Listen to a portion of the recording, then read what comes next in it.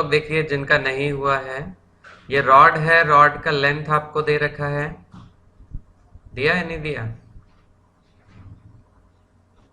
Length of the rod is, unit 10 sir density दी density दी है, पर यूनिट लेंथ दिया है ना, तो मास पर यूनिट लेंथ m/l, तो m/l it is given to us 0.5 kg per meter.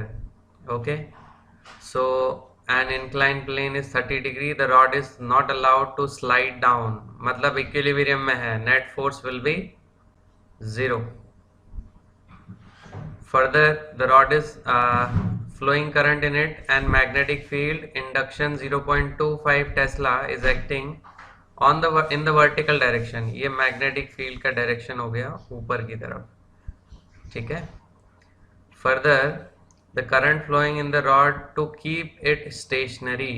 देखिए सबसे पहले तो फोर्स ड्यू टू ग्रेविटी होगा नीचे की तरफ,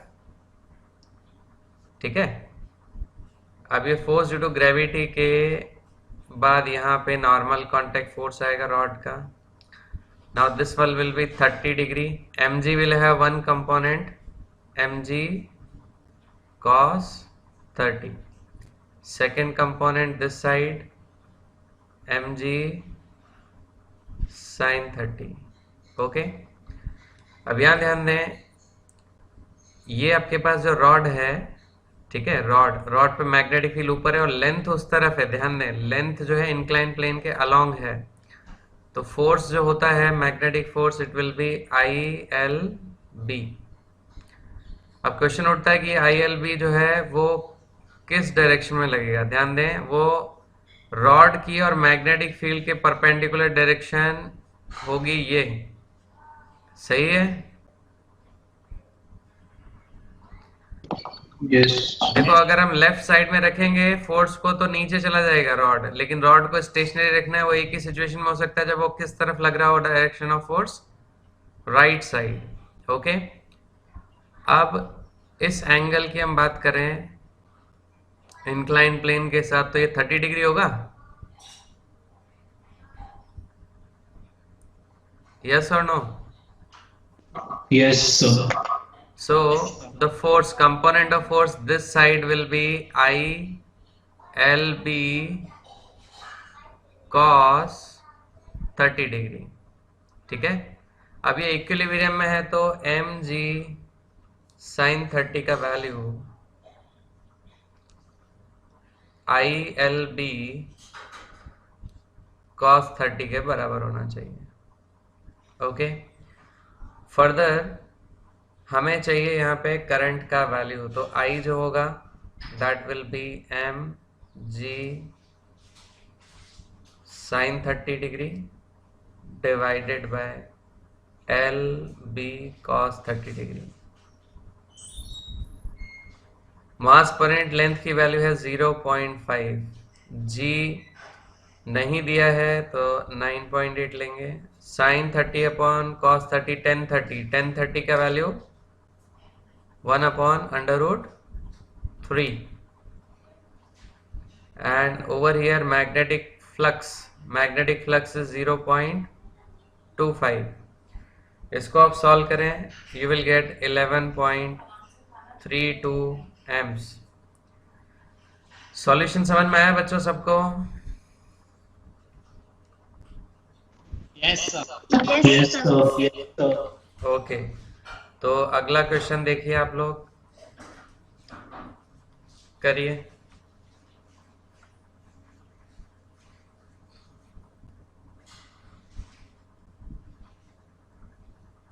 आज ही हमने किया था करंट सेंसिटिविटी और वोल्टेज सेंसिटिविटी, और दोनों में रिलेशन मैंने आपको बताया था क्या होता है.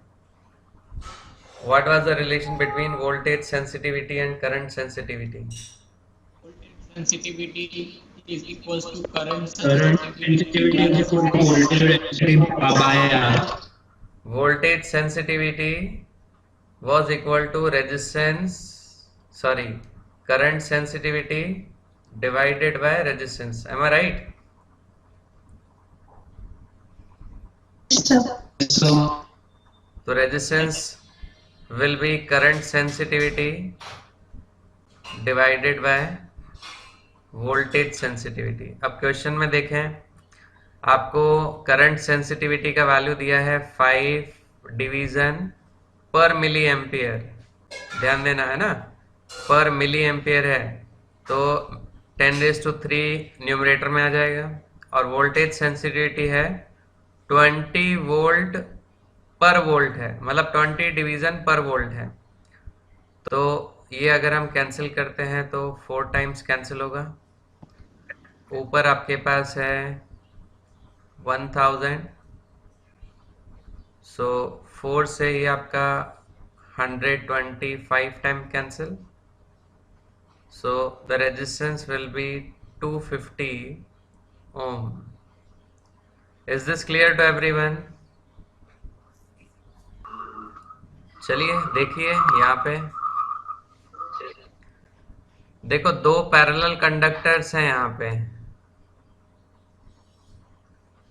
ठीक है, और ये आपके पास तीसरा पैरेलल कंडक्टर है, डिस्टेंस दे रखा है d, हियर आल्सो d। तो इस B वाले पे फोर्स पूछा है, तो सबसे पहले बेसिक चीज तो ये है कि parallel currents they attract each other और they repel each other.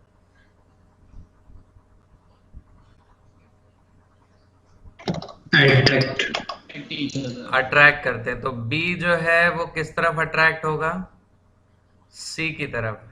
Value of force is suppose F, then B will be attracted by towards A and the force will be same in magnitude because everything is same for these 3 identical current carrying wires. Now angle between them is how much? 90 degree.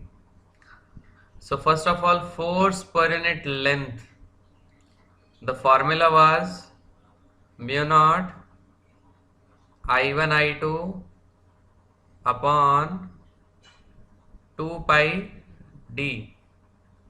Here current I1 is equal to I2, so it will be mu naught I square upon 2 pi d.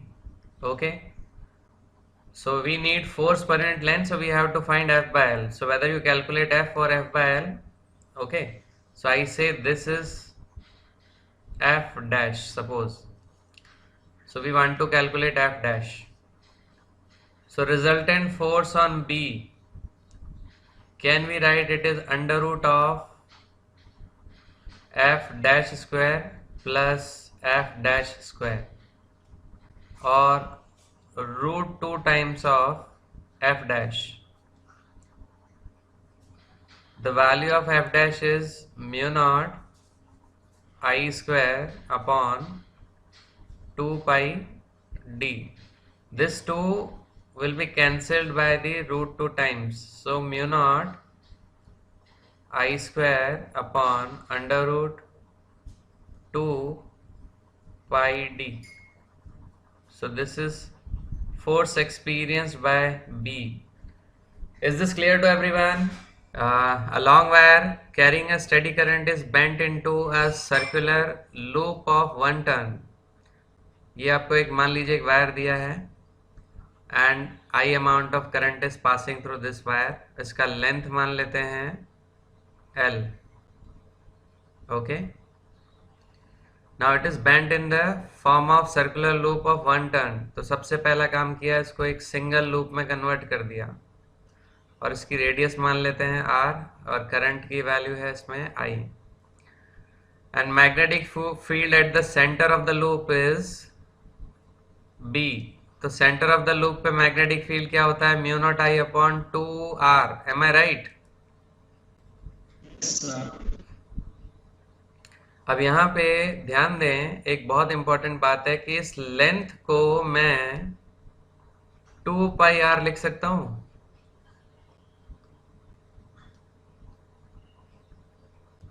हाँ या ना? हाँ sir. Yes, sir.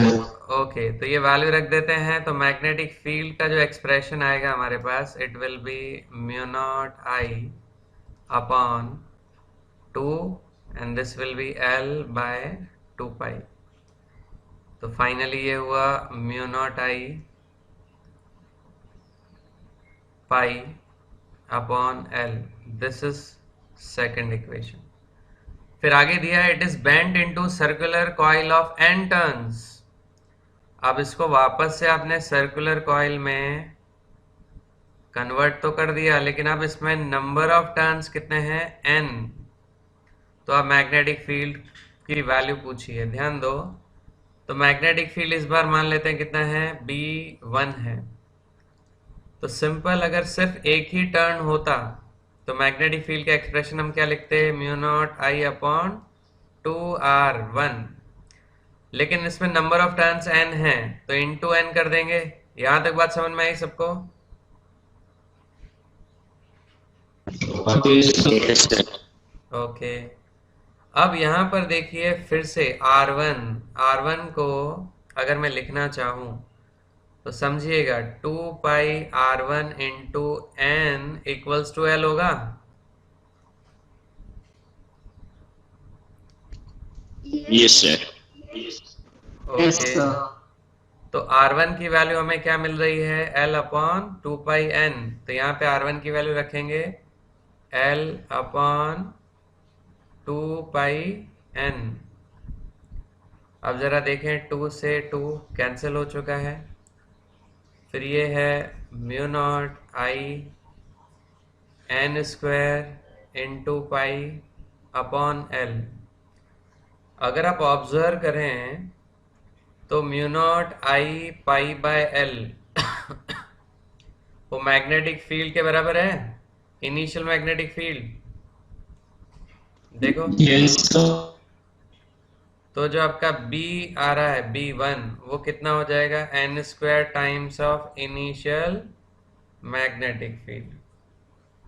तो option कौन सा सही हुआ, second. Second. समझ में आया सबको ये? Yes, sir. Yes, sir. अब एक इससे एक MCQ का कॉन्सेप्ट बना लीजिए। क्या कॉन्सेप्ट है कि मान लो कि एक वायर है, उससे आपने एक सर्कल, एक लूप वाला या एक टर्न वाला एक कॉइल बनाया, उससे मैग्नेटिक फील्ड B है। अब अगर उसको मान लो कि उसमें हम कॉइल के अंदर 4 टर्न बनाते हैं, 4, तो new magnetic field 4 square B हो जाएगा। बात समझ में आई? Yes. ठीक है, 4 स्क्वायर B हो जाएगा। और ऐसे ही मान लो 3 टर्न वाली बनाई है तो नया मैग्नेटिक फील्ड क्या हो जाएगा, 3 square B। Is this clear to everyone? Yes, sir. चलिए देख लेते हैं कि आपका तरीका सही है क्या। बाकी फिर तो कैलकुलेशन में तो कोई खास फर्क नहीं पड़ेगा। Electron is moving in a circular path under the influence of transverse magnetic field of value 3.57 into 10 raised to minus 2 Tesla. If the value of E by M is 1.76 into 10 raised to 11 coulomb per kg, frequency of revolution of the electron is F चाहिए। तो हमने F का value लिखा था, क्या था, QB by 2 pi QB upon Q into D 2 pi m. ठीक है। अब आपको E बाय M का वैल्यू दिया, मतलब Q बाय M का वैल्यू दिया है 1.76 into 10 raise to 11, magnetic field 3.57 into 10 raise to minus 2, फिर है 2 और पाई मतलब 3.14। इसको सॉल्व करने पे आपके पास अप्रोक्सीमेटली वैल्यू 1 गीगाहर्ट्ज आना चाहिए। ओके, क्लियर हुआ सबको? किसी को डाउट तो नहीं है? Yes, sir. सेम तरीके से किया। Very good. चलिए अगला क्वेश्चन Yes, देखिए। sir. Next question.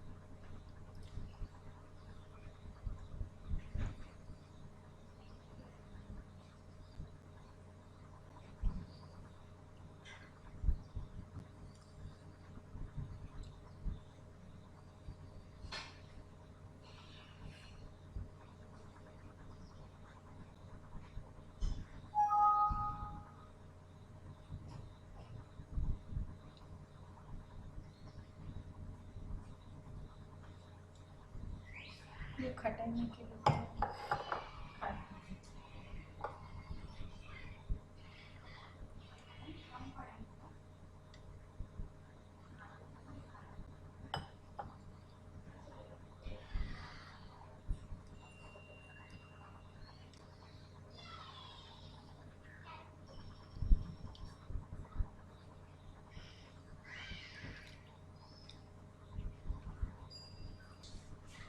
देखिए इसमें सॉल्यूशन हम स्टार्ट कर देते हैं। First of all the force between, अच्छा क्वेश्चन में आपको दे ही रखा, करंट कैरिंग कंडक्टर है X Y, current capital I, और दूसरा रेक्टेंगुलर स्क्वायर शेप में लूप है और उसकी लेंथ है एल और उसमें करंट है स्मॉल आई। आपसे पूछा है कि नेट फोर्स लूप पे कौन सी डायरेक्शन में होगा। तो सबसे पहले ध्यान दें वाई एक्स जो है वो बी ए को अपनी तरफ अट्रैक्ट करेगा। M I right? Yes, sir. Yes, sir. And that force per unit length, okay, force per unit length, that will be F by L। फॉर्मूले के हिसाब से ये होगा mu naught capital I small I upon 2 pi D होता है, ध्यान दें। तो डी यहाँ पे कितना है? L अपॉन 2, 2 से 2 cancel, so this will be mu naught capital I small I upon pi L। क्योंकि पैरेलल करंट्स हैं तो अट्रैक्ट करेगी, लेकिन अगर हम एक्स वाई और दूसरे की बात करें सी डी, ये दोनों एक दूसरे को क्या करेंगे? रिपेल करेंगे। तो सी डी पे जो एक्स वाई की वजह से फोर्स लगेगा वो किस तरफ होगा? Away. And the magnitude of force per unit length, इसको आप एफ बाय एल डैश लिख रहा हूं मैं, mu not I into I upon 2 पाई। अब देखो एक्स वाई और सी डी के बीच में डिस्टेंस कितना है? 3L/2। Yes, sir.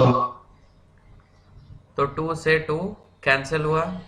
This time it is mu naught capital I small I upon 3 pi L. Okay, this is second. इस force की direction है राइट साइड और इसकी है लेफ्ट साइड। वैल्यू किसका ज्यादा है? First फर्स्ट का। तो ध्यान दें F जो है L को कैंसिल करने के बाद आएगा फर्स्ट में mu not I capital I upon pi L. Resultant निकाल रहा हूं, ध्यान दें, है ना। L कैंसिल हो गया, then minus mu naught capital I small I upon 3 pi. 1 minus 1/3 होता है 2/3। So 2/3 mu naught capital I small I upon pi. तो ऐसा जो है ऑप्शन नंबर 1 में है, ठीक है। तो करेक्ट आंसर फर्स्ट हुआ। देखते हैं। See what is given in the question. A long straight wire of radius A, steady current I, is uniformly distributed over its cross-sectional area. The ratio of the magnetic field RB and B dash at the radial distance A/2 and 2A respectively from this axis of the wire. चलिए देखते हैं। देखिए ये आपके पास हमने solid wire का result निकाला था डेरिवेशन करके, इफ यू रिमेम्बर। इसका रेडियस आपको A दिया है और करंट की वैल्यू जो है वो I। फर्स्ट सिचुएशन में A/2 मतलब अंदर कहीं होगा, है ना, यहाँ P पॉइंट पे। तो P पॉइंट पे मैग्नेटिक फील्ड की वैल्यू इन्होंने दी है B, और अंदर की तरफ मैग्नेटिक फील्ड का फॉर्मूला हमारे पास था mu not I small r upon 2 pi capital R square. तो B का वैल्यू हुआ हमारे पास mu not I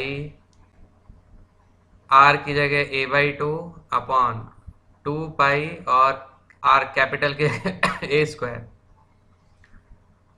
so this will be mu not I, a के कैंसिल हो जाएगा तो 4 पाई ए आया. ये हुआ फर्स्ट रिजल्ट. अब दूसरा पॉइंट कहाँ है? टू ए डिस्टेंस पे. एक्सिस से टू ए डिस्टेंस मतलब बाहर. ये पी डैश मान लेते हैं इसको. तो बी पी डैश उसका वैल्यू इन्होंने दिया हमें बी डैश.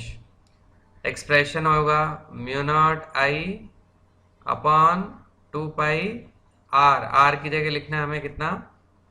2a. तो ध्यान दें बी और बी डैश सेम आ रहा है. Yes, sir. तो b अपॉन बी डैश की वैल्यू 1 आएगी. तो option number 3 is correct, not 4.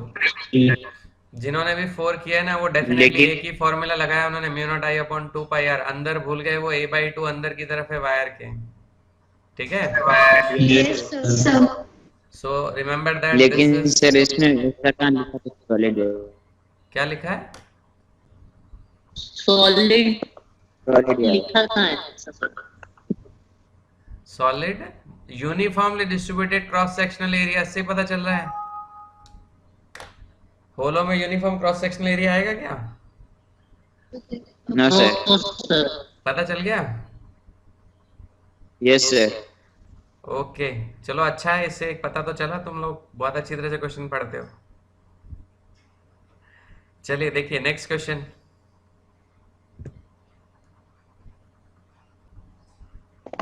No, sir. चलो No, देखो. sir. See what is given in the question. Two electrons move parallel to each other with equal speed v. The ratio of magnetic and electric forces between them. First of all, if we talk about the electric force, can I write it is 1 upon 4 pi epsilon naught q1 q2 by r square. Yes or no? Yes, sir. Now similarly, the force, magnetic force between the two charged particles when they are in motion, that is written as mu naught upon 4 pi e square v square upon r square. Okay, you can see over here this is v square, one extra term, rest part is constant. Here in electrostatic we use 1 by 4 pi epsilon naught. In magnetostatics we use mu naught upon 4 pi. This formula actually you have not studied, okay, because it was not given in the syllabus. Now the ratio of magnetic to electric force. So magnetic force divided by electric force. So it will be mu naught e square v square upon 4 pi r square, then 1 upon 4 pi epsilon naught r square and upon e square. Now you can see e square cancel, 4 pi cancel, r square cancel. So finally it is what? Mu naught epsilon naught v square. Now students, one more important thing, the speed of light, square of that it is equal to 1 upon mu naught epsilon naught. So here instead of mu naught epsilon naught, can we write 1 upon c square?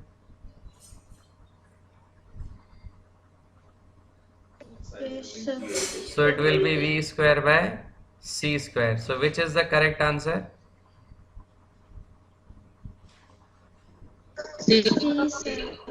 Third option is the correct option.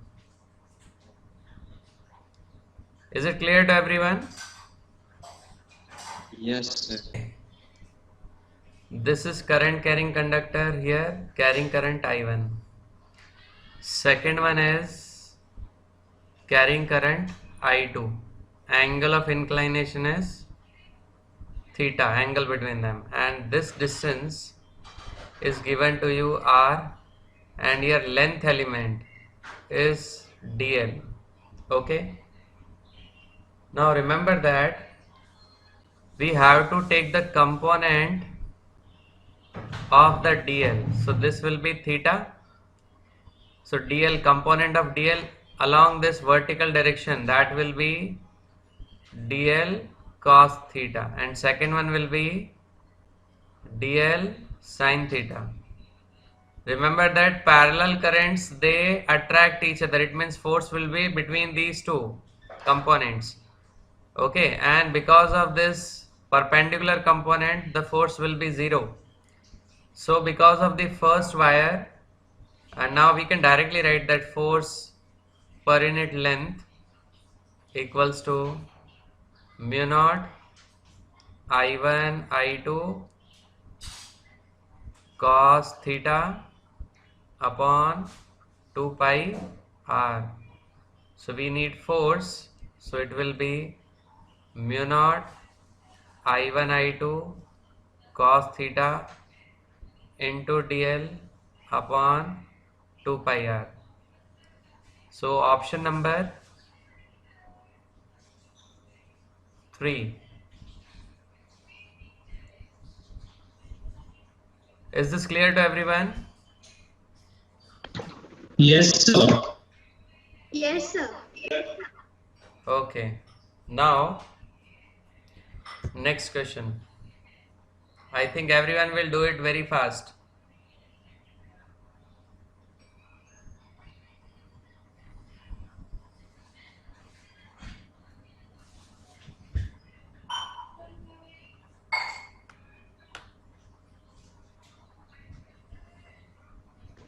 Sir, B option. पीछे से देख लिया या किया? अरे sir, Answer A two. option है। Yeah, sir. Sir, direct formula only. Sin 45 plus sin 45. Yes. So option B. Second one. Yes, sir. Yes, sir. So need not required to do. No, sir. No, sir. Not required to do, sir. Concept जो है इसमें है next chapter का, magnetism. It is written a north pole of strength pi ampere metre. ध्यान दें, pole strength को हम small m से या q सबस्क्रिप्ट m से लिखते हैं, which is equal to pi ampere metre. Is moved around a circle of radius 10 centimeter, which lies around a long straight conductor carrying a current of 10 ampere. What is work done? देखिए क्या दिया आपको. एक आपके पास current carrying conductor जो है, उसके चारों तरफ ये r रेडियस का एक सर्कुलर पाथ है. ठीक है, तो मैग्नेटिक पोल को इस पे मूव करवाने के लिए कितना वर्क डन रिक्वायर्ड है.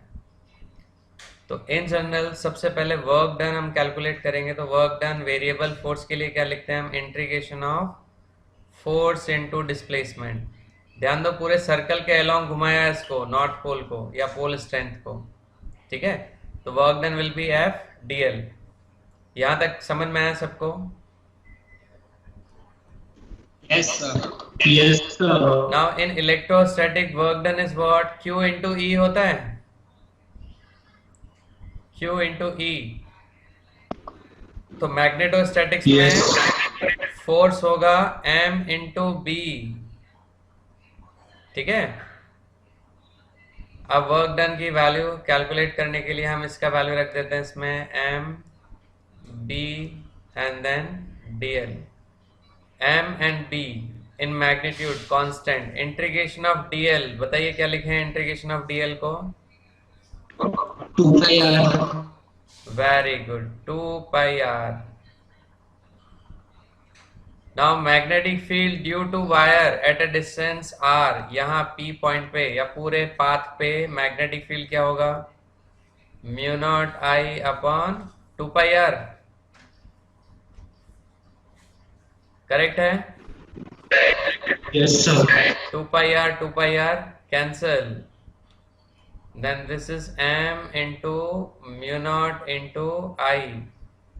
m का वैल्यू है हमारे पास पाई, mu naught 4 pi into 10 raised to minus 7 and current is 10 ampere. Okay, तो ये हुआ आपका 4 pi square and 10 raise to minus 7 plus 1 minus 6. अब मैंने आपको बहुत बार बताया पाई स्क्वायर मतलब 9.8 या फिर राउंड ऑफ ले लें 10. ठीक है, तो ऑल ओवर फोर्स कितना आ जाएगा 4 या 40 माइक्रो जूल.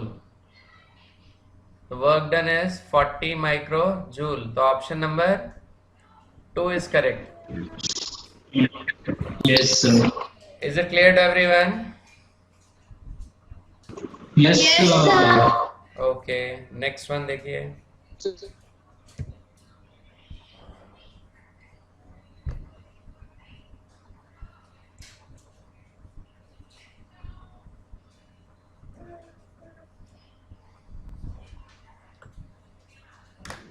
उधर F M equals to M B में एम पोल स्ट्रेंथ था ना. हाँ, pole strength.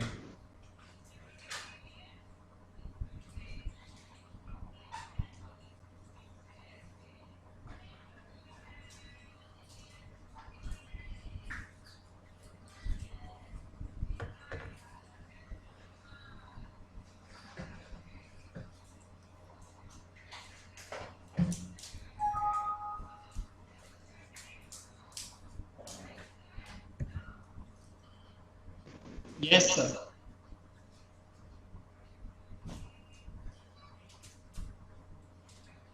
Sir, how to find magnetic induction? Magnetic induction is magnetic field only. Okay, sir.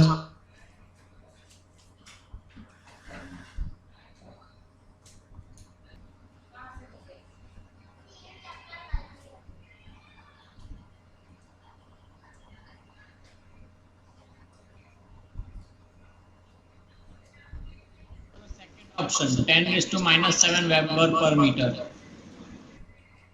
So option Yes, number sir. 2. B option. Yes sir.